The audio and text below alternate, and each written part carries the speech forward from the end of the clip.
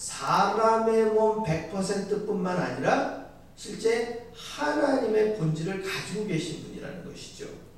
그래서 사도 요한이 증언하는 이 요한복음의 핵심 안에는 예수님이 가지고 계신 신성성, 즉 태초에 하나님이 천지를 창조하실 때 그 하나님과 함께 하셨다는 것. 그래서 우리가 신학적으로 삼위일체 하나님에 대한 이야기들, 그 신학적으로 삼위일체, 성부, 성자, 성령 하나님이 한 분 하나님이시다라는 것을 증언하는 데 있어서 이 성부 하나님과 성자 하나님의 정체성의 그 근원을 밝히는 것은 사도 요한의 글에 가장 많이 들어있는 내용들입니다.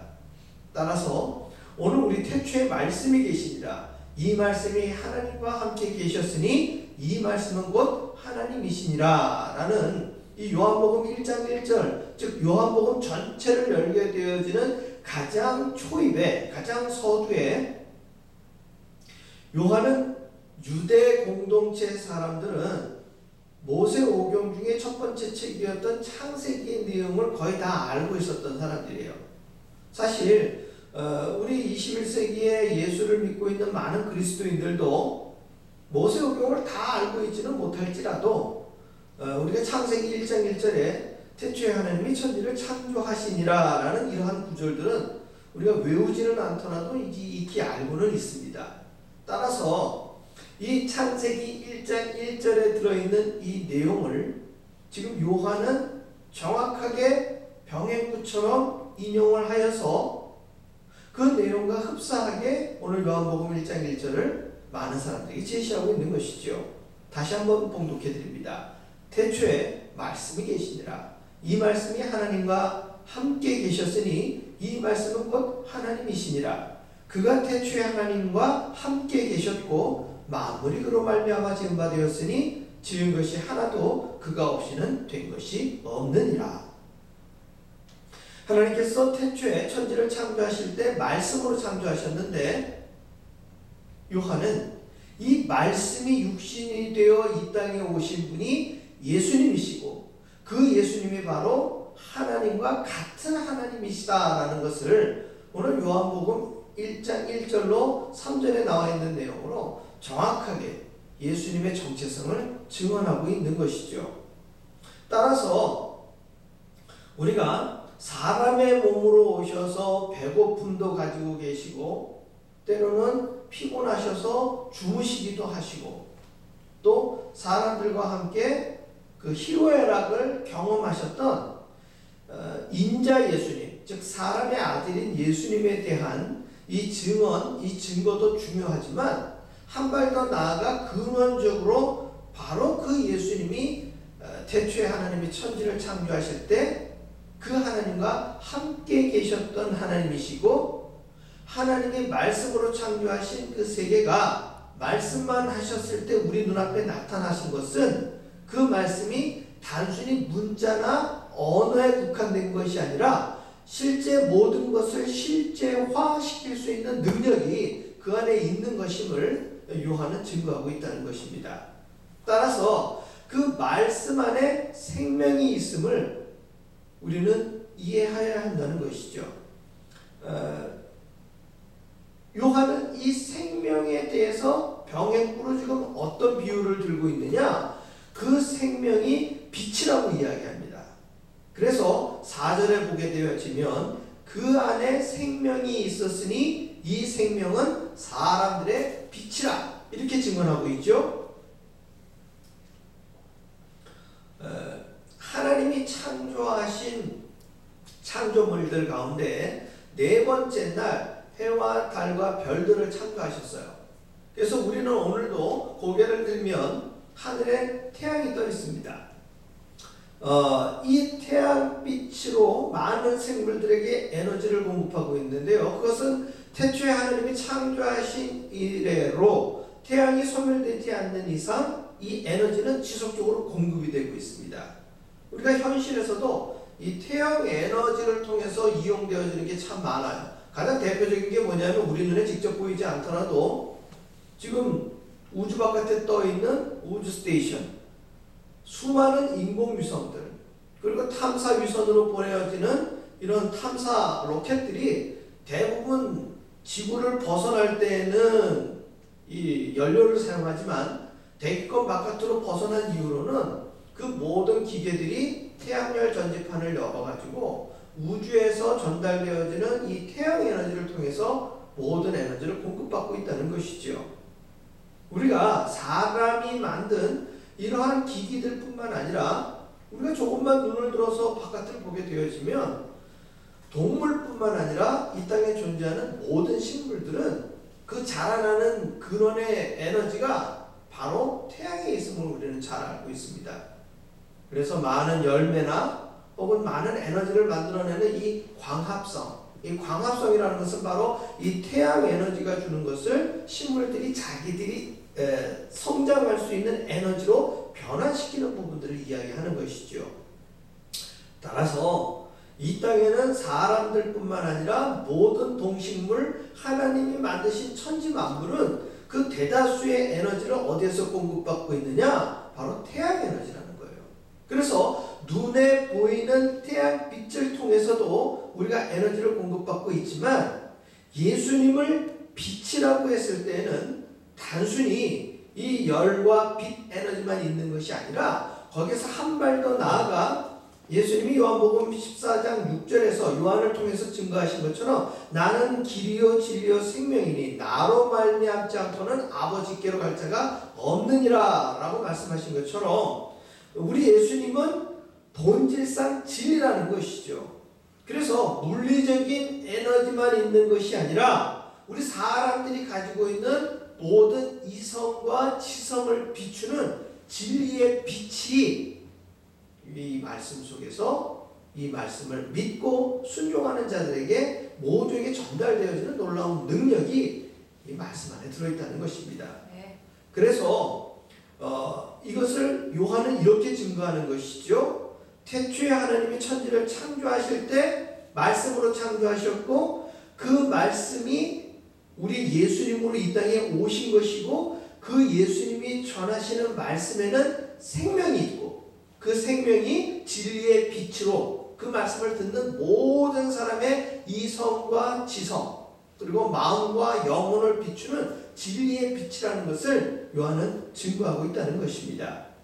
따라서 이 요한이 증거하는 생명의 빛은 단순히 우리 사람을 살리고 또 생명을 영유해가는 것뿐만 아니라 어둠을 물리치는 즉 사단의 세력까지 걷어낼 수 있고 전국적으로는 사망 권세를 깨뜨리는 모든 생명의 근원이 바로 예수님임을 오늘 요한복음 초입에서 증거하고 있는 것입니다. 그런데 유대인들은 하나님의 말씀을 알고 있으면서도 메시아로 오신 예수님을 믿지 않았습니다. 그들은 자신들이 택함 받은 백성이라는 자신들의 믿음이 있었지만 그들은 먼저 된 자가 아니라 예수님의 말씀에 의하면 나중된 자가 되었습니다. 그러나 오늘의 본문에 나와 있는 말씀처럼 말씀이 육신이 되어 이 땅에 오신 예수님을 우리가 믿을 때 단순한 신자가 아니라 예수님의 제자를 넘어서 하나님의 자녀가 되었음을 증거하고 있는 것이죠. 그래서 오늘 본문에 11장에 보면 1장 10절에서 11절의 내용에 보게 되어지면 이렇게 기록하고 있습니다. 그가 세상에 계셨으며 세상은 그로 말미암아 지은 바 되었으되 세상이 그를 알지 못하였고 자기 땅에 오매 자기 백성이 영접하지 아니하였으나 이 유대인들을 지칭하는 이야기죠. 12절에 영접하는 자 곧 그 이름을 믿는 자들에게는 하나님의 자녀가 되는 권세를 주셨으니 아멘. 이는 혈통으로나 육정으로나 사람의 뜻으로 나지 아니하고 오직 하나님께로부터 난 자들이니라. 그래서 우리가 예수님을 믿는다라는 것은 아까 말씀드린 것처럼 단순한 신자의 삶에서 머무는 것이 아니라 우리는 말씀을 믿을 때 하나님의 자녀가 되는 권세를 하나님이 우리에게 직접 주셨다는 것입니다. 이제는 구약 성경에 등장한 모세의 율법을 통해서 유대인들이 믿는 하나님은 노예를 다스리는 주인처럼 이 두렵고 떨리는 주인님이 아니라 사랑과 자비가 가득한 아버지임을 요한은 전환시키면서 초대교회 공동체에게 증거하고 있는 거예요.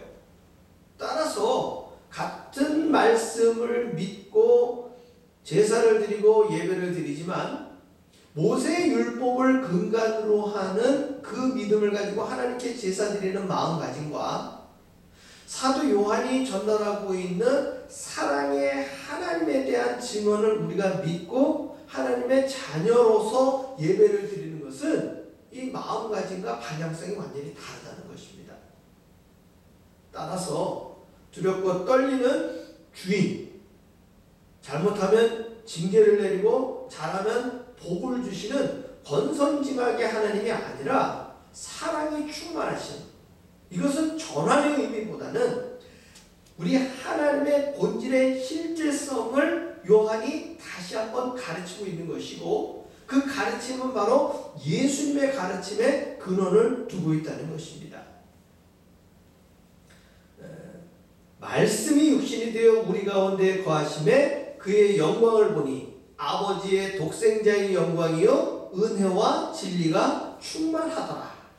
따라서 예수님이 가지고 계신 근원적인 정체성은 바로 하나님께로부터 근원을 두고 있음을 사도 요한은 1절로부터 14절에 이르는 이 요한복음 초입에 정확하게 제시하고 있는 것입니다. 오늘의 말씀의 제목, 빛으로 오신 예수. 예수님은 이 땅 가운데에 모든 두렵고 떨리는 이 죄악에 가득 찬 사탄의 권세 아래 머물러 있었던 사람들의 실제 생활과 그들이 가지고 있는 마음속의 두려움과 그들의 이성과 지성과 신앙 속에 있는 그릇된 하나님의 신앙, 이 모든 것들을 예수님의 말씀의 빛을 조명하여서 예수님의 본질을 그들의 신앙 가운데 비춤으로써 모든 잘못된 내용들을 소멸시키는 것입니다. 그래서 예수님의 본질을 믿고 따른다는 것은 바로 하나님의 정체성, 하나님의 근원을 우리 모두가 정확하게 알게 되는 길을 제시한다는 것입니다. 예수님은 주님의 말씀을 믿는 우리 모두를 소금이다, 빛이다, 이렇게 마태복음을 통해서 말씀해 주셨습니다. 즉 빛으로 오신 예수님이 세상에 우리를 빛으로 보내신 것입니다. 지금 이 코로나 바이러스로 인해 가지고 많은 사람들이 막연한 불안감과 또 우리 매스미디어를 통해서 들어오는 전 세계의 이 확산 속도, 그리고 사망자가 계속해서 사망자가 계속 늘어나고 있는 이 상황 속에서 많은 사람들은 그 일이 나에게도 다가올 것 같은 지금 막연한 그 두려움과 불안감을 가지고 있는 것이 요즘의 삶입니다. 이 코로나 바이러스라는 이 이름, 코로나는 아시다시피 그 바이러스의 모양새가 옛적 왕들이 쓰는 머리에 이렇게 쓰는 왕관의 모습을 닮았기 때문에 코로나 바이러스라고 이름을 지었습니다. 이 새 속에 세상의 왕들의 왕관과 같은 이 권세를 가지고 지금 많은 사람들을 죽음이라는 공포에 두렵고 떨리게 만들고 있습니다. 빛으로 오신 예수님은 지금 우리가 실제 상황에 이 코로나 바이러스 때문에 이 교회 안에서 예배를 드리지 못하게 되는 상황까지 우리를 압박하고 있습니다. 이것은 우리의 머릿속에 들어있는 생각이 아니라 이건 우리에게 주어진 현실적인 상황이라는 거예요. 다시 한번 말씀드립니다. 코로나 바이러스, 즉 세상의 왕들이 쓰는 왕관의 모습처럼 되어져 있는 이 눈에 보이지 않는 바이러스가 우리로 하여금 이 21세기에 하나님을 예배하는 예배의 장소에서 예배드리지 못하게 하는 지경에까지 우리를 지금 몰아붙이고 있다는 것입니다. 그랬을 때 우리가 이제 행하여야 할 것은 무엇인지 우리는 오늘의 말씀을 통해서 다시 한번 묵상하게 됩니다. 교회라고 이름 지어진 이 예배당 속에서 우리는 어쩌면 오늘날 너무 편안하고 혹은 예배당 안에 갇혀있는 그리스도인화 되어져 있었는지도 모릅니다.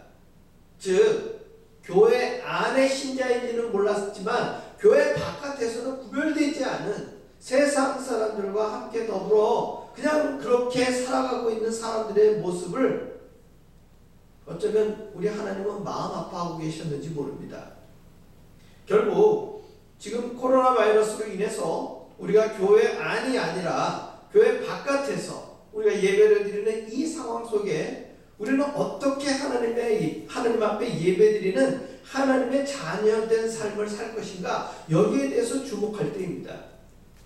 많은 사람들이 마트에서 사재기를 하고 자기만 살겠다고 많은 사람들이 정말 최선을 다하고 있는 요즘입니다. 다른 일을 돌보고 다른 사람에게 관심을 가지는 일은 정말 최소한으로 보여주고 있는 것이 오늘의 상황인데요. 이러한 우리들의 실제 모습 속에서 저와 여러분이 세상의 빛의 역할을 감당하는 것은 무엇인지 다시 한번 곰곰이 생각해 봅니다. 제가 아는 어떤 지인이 전달해 주신 이야기로 오늘의 말씀을 정리하려고 하는데요. 폴이라고 하는 사람이 뉴욕에서 자기 동료들과 함께 회의를 마치고 급하게 집으로 돌아가기 위해서 택시를 잡으려고 뛰어갑니다. 눈앞에 보이는 택시를 놓치지 않으려고 함께 뛰다가 한 동료가 그만 길가에 좌판에 과일을 버려놓고 장사를 하는 한 노인분의 버려놓은 과일을 그만 발로 차고 말았습니다. 그래가지고 다른 두 사람은 아랑곳하지 않고 택시를 탔는데 이 폴은 그게 너무 안타까워서 먼저 가라고, 나는 이거 정리하고 가겠노라고. 동료들은 굉장히 서두르라고 재촉을 했지만 폴은 동료들을 보내고 그 과일을 주워 담습니다. 그런데 그 과일을 판매하시는 할머니가 손을 더듬는 거예요. 이인즉 봤더니 맹인이셨습니다. 그 할머니께서. 그래서 할머니는 자기 좌판에 벌어진 일을 제대로 알지 못하고 그저 과일이 천지사방으로 흩어진 것에 대해서 안타까움을 갖고 있었던 것이죠. 폴은 과일 바구니에 흩어진 과일을 담아서 할머니에게 전달해 드리면서 죄송합니다. 제가 실수로 이 과일을 이렇게 만들었는데 제가 이 과일 값을 다 변상해 드리겠습니다. 아마 이 금액이면 할머님 오늘 이 과일을 팔지 않고 들어가셔도 손해가 나지 않을 것입니다. 이렇게 이야기를 하면서 그 손에 지폐를 쥐어드렸습니다. 그랬더니 이 할머니 이야기하시는 것이 당신은 예수님이십니까? 라고 질문을 했다는 것이죠. 그래서 아니에요. 저는 예수님이 아니고 그냥 한 사람의 회사원일 뿐입니다. 그랬더니 이 할머니 말씀이 본인 과일 바구니가 흩어지는 순간 자기는 눈을 보지 못하기 때문에, 앞을 보지 못하기 때문에 예수님 나를 도와주세요. 예수님 나를 도와주세요. 라고 기도했다는 것이죠.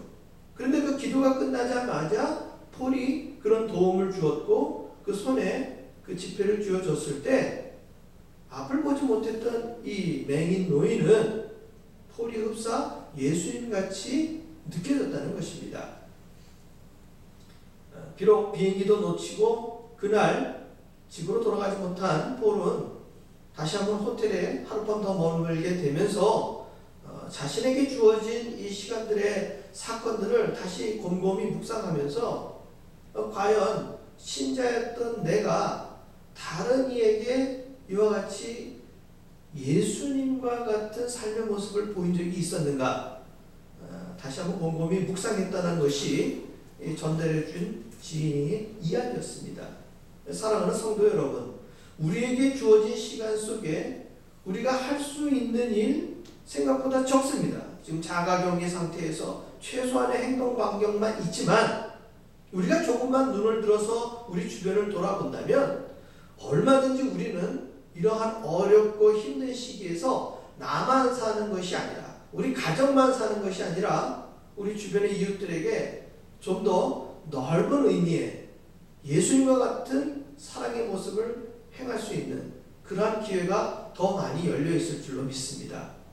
이 시기에 정말 이 혼탁한 세상에 예배당 안에서만의 예수님의 빛이 아니라 예수님이 이 세상에 빛으로 오신 것처럼 이 코로나 바이러스로 두렵고 떨리는 이 시간 속에 저와 여러분 모두가 세상의 빛으로 보내심을 받은 존재임을 확신하는 은혜의 시간 되시기를 주의 이름으로 축원합니다. 기도하겠습니다.